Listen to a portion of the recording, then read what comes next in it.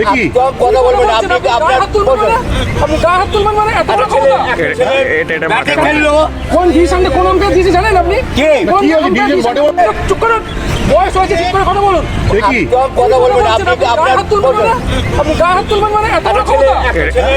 ব্যাটে খেললো কোন ডিসিশনে কোন অঙ্কে দিয়েছে জানেন আপনি? কে? কোন কি হয়েছে? অঙ্কে ডিসিশন দিয়েছে? বটে আপনারা এতক্ষণ ধরে ইনসাইড স্পোর্টস বাংলার পর্দায় যে ভিডিওটি দেখলেন তিনি হলেন তালতলা একতা সংঘের সেক্রেটারি খোকন নিয়োগী। তিনি আম্পায়ারের সঙ্গে একটা বচসা করছে, যেটা আপনারা ভিডিওতে দেখতে পারলেন, যে ভিডিওর অংশটা আপনাদের দেখালাম। এবার ঘটনাটা আপনাদের বলি যে কেন এই বচসা এবং কি জন্যই বচসা। এই যে দাদাগিরি, তিনি কিন্তু এই দাদাগিরি করতে পারেন না। সেটি কেন পারেন না এবং ভিডিওর এইটুকুই অংশ কেন দেখালাম সেটা আপনাদের একটু বিস্তারিতভাবে জানান। মোহনলাল ক্লাবের সঙ্গে আজকে ময়দানে P&T গ্রাউন্ডে খেলা ছিল হচ্ছে round of 32, second division league ক্রিকেটের রাউন্ড অফ 32 এর খেলা ছিল। সেই খেলাতে বৃষ্টিবিঘ্নিত খেলা হয় এবং সেই খেলা যে রান রেট যে হয়, যে রান রেট হয়, নেট রান রেটের জন্য কিন্তু সেই খেলায় যেতে মোহনলাল ক্লাব। এবং তারপরেই আম্পায়াররা যায় পিচ দেখতে, দুই আম্পায়ার যথারীতি। সেই আম্পায়ার যখন পিচ দেখে ফেরে তখন থেকেই কিন্তু এই যে খোকন নিয়োগী দাদাগিরি কিন্তু আমরা কিছুটা হলেও দেখতে পাই। তিনি কিন্তু বলেন যে আপনারা এত তাড়াতাড়ি অ্যাবান্ডন ম্যাচটি করতে পারেন না। তখন ঠিক ঘড়িতে বাজে 2:30-এর সময়, এই ম্যাচ শেষ হওয়ার কথা 4:30-এর সময়, এবং সেই 2 ঘন্টা আগে অ্যাবান্ডন করতে যে পারেন না সেটি কিন্তু এই খোকন নিয়োগী রীতিমতো কিছুটা হুমকির সুরেই বলেন অবজারভারকে। এবং অবজারভার সেখানে কিন্তু মেনে নিয়ে তিনি কিন্তু বলেন যে আমরা আরও 1 ঘন্টা দেখছি।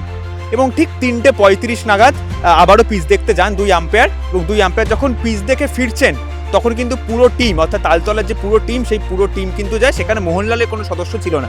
সেই পুরো টিমের মধ্যে থেকে এই যে সেক্রেটারি, যে ফুটেজটা আপনারা দেখলেন, বারবার যেটা বলার চেষ্টা করছি, এই সেক্রেটারি কিন্তু আম্পায়ারের সঙ্গে রীতিমতো একটা স্পর্শ করে আম্পায়ারকে। সে যতই ক্ষীণ হোক না কেন এটি কিন্তু একদমই করতে পারেন না কোনো ক্লাবেরই কোনো কর্তাই। সেইটি কিন্তু স্পর্শ করেন এবং সেই স্পর্শের পর যখন সেই আম্পায়ার ডিফেন্ড করতে যান এবং রুখে দাঁড়ান, সেই রুখে দাঁড়ানোর কিন্তু তিনি বলেন যে বিভিন্ন অকথ্য ভাষায় কিন্তু বলেন এবং তার বর্ষা কিন্তু সমানে চলতে থাকে। কিন্তু ভিডিওর যেটুকু অংশ দেখালাম সেটুকু অংশতে পরিষ্কার দেখা যাচ্ছে রীতিমতো একটা হুমকের সুরে কিন্তু কথা চলছে। এবং সেখানে কিন্তু বলেছেন যে আপনি জানেন আমি কে। এই তো হলো ঘটনা।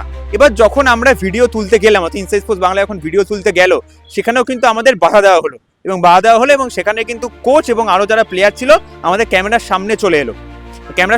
সেই ক্যামেরার সামনে চলে এসে আমাকে রীতিমতো হুমকি দেওয়া হয় যে ভবিষ্যতে কিন্তু আপনার প্রবলেম হতে পারে, এই কথা। এবং রীতিমতো হুমকি দেওয়া হয় এবং সেই হুমকিতে বলা হয় যে ভবিষ্যতে কিন্তু আপনার প্রবলেম হতে পারে, মানে আমাদের কিন্তু সমস্যা হতে পারে, ইনসাইড স্পোর্টস বাংলাকে বলা হয়।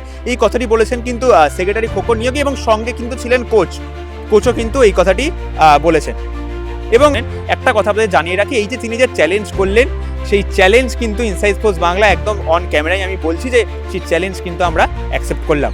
কারণ আমরা একটা অপরাধের বিরুদ্ধে আমরা এটা বলছি, আমরা কোনো রকম বানানো কোনো ঘটনা আমরা করছি না, বা ইচ্ছা করে আমরা কোনো ঘটনা বা একটা শব্দ, আমি যেটা বললাম একটাও কিন্তু বানানো কোনো শব্দ নয়। একদম যেটি হয়েছে, যে মাঠে P&T গ্রাউন্ডে যেটি হয়েছে সেই গ্রাউন্ডেই কিন্তু এই ঘটনা, এবং এই ঘটনাই আমাদের সামনে তুলে ধরার চেষ্টা করলাম। এবার আমার কথা শেষ করার আগে আপনাদের একটি গুরুত্বপূর্ণ তথ্য দিয়ে রাখি। এই যে একতা সংঘের যে ক্লাব, তালতলা একতা সংঘের যে ক্লাবে কিন্তু সিএবির যে রিপ্রেজেন্টেটিভ তিনি হলেন এবং সিএবির ট্রেজারার সঞ্জয় দাসের পুত্র অভিরাজ দাস।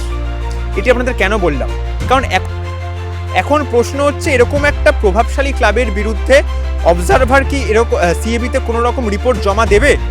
এর উত্তর কিন্তু একমাত্র আমরা দিতে পারবে সময়, এবং সেই সম্বন্ধে কোনো রকম যদি আপডেট আমরা পাই তাহলে কিন্তু যথারীতি আপনাদের জানানোর চেষ্টা করবে ইনসাইড স্পোর্টস বাংলা। এবার এই বিষয়ে কিন্তু আমরা যখন দুই আম্পায়ার এবং অবজারভারের সঙ্গে অফ দ্য রেকর্ড কথা বলার চেষ্টা করলাম, তারা কিন্তু কোনো রকম বিবৃতি আমাদের দেননি, কারণ প্রোটোকল অনুযায়ী বা সংবিধান অনুযায়ী যেভাবে আপনারা বলুন তারা কোনো বিবৃতি দিতে পারে না। কিন্তু এখন দেখার যে এরকম কোনো রিপোর্ট বা এর এগেনস্টে কোনো রিপোর্ট সিএবিতে জমা পড়ে কিনা, এই বিষয়ে সমস্ত আপডেট পেতে কিন্তু আমাদের চোখ রাখতে হবে ইনসাইড স্পোর্টস বাংলার পর্দায়। এবং এরকম কোনো আপডেট যদি আসে তা যথারীতি আমরা সেরকম খবরের সত্যতা দিয়েই কিন্তু আমরা সেই খবর প্রকাশ করার চেষ্টা করব। এবার একদম শেষে আসি খেলার কথায়, যে মোহনলাল ক্লাব কিন্তু বেটার রান রেটের জন্য এই ম্যাচ জিতে গেল, এবং 40 ওভার যেহেতু হয়ে গেছে তার জন্য রিজার্ভ ডের কোনো রকম ব্যবহার হয়নি, এবং বেটার রান রেটের জন্য প্রায় 18 রানে কিন্তু তারা ম্যাচটি জিতে গেল এবং চলে গেল প্রি কোয়ার্টার ফাইনালে।